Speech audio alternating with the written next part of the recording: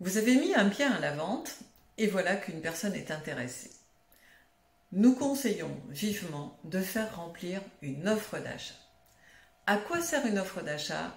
Elle sert à définir le prix sur la chose. Autrement dit, vous avez un bien à la vente, votre acquéreur va vous dire voilà, eh bien je vous en propose tel prix.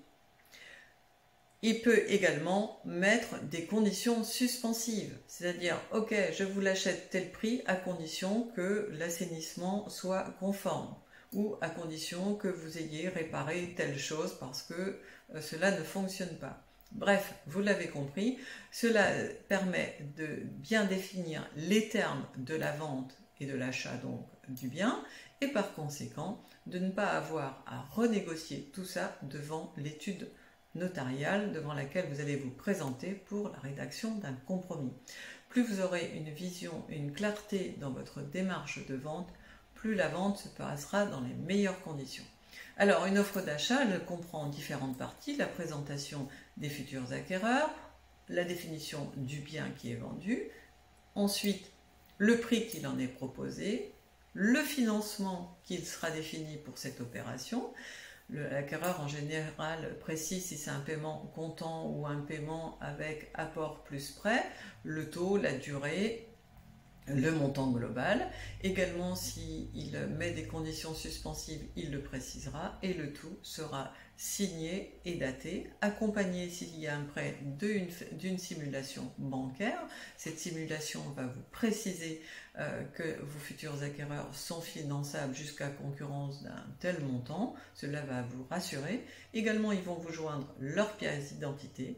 Et si vous validez tout cela selon la durée qu'ils auront fixée, parce que très souvent on impose qu'une offre d'achat elle soit limitée dans le temps de manière à ce que vos acquéreurs aient une réponse qui est normale et que vous en tant que vendeur vous engagez à leur répondre le plus rapidement possible, bien évidemment. Si vous êtes d'accord sur ce qui vous est proposé, vous contresignez, il suffit de prendre ce document avec les pièces jointes plus votre titre de propriété et de vous présenter chez un notaire pour la rédaction d'un compromis. Si vous n'êtes pas d'accord sur l'offre, vous pouvez la rejeter, c'est-à-dire la refuser, ou alors faire une contre-proposition et attendre une prochaine offre. Toutefois, sachez que lorsqu'on en est à la partie de négociation, il faut être très prudent et jamais s'emballer et toujours prendre le temps de réflexion. Donnez-vous toujours 24 heures avant de répondre, avant de vous engager, de manière à avoir bien mûri votre réponse parce que bien souvent, cela peut engendrer de graves problèmes si vous emballez un petit peu trop vite ou alors vous pouvez carrément perdre la vente. Si vous avez besoin d'entourer, si vous avez besoin de conseils professionnels, n'hésitez pas à vous rapprocher d'un coach immobilier. Je suis Françoise Duverne. Vous pouvez me joindre au 06 38 294 492. Vous pouvez me joindre sur www.françoiseduverne.com. Je vous dis à bientôt.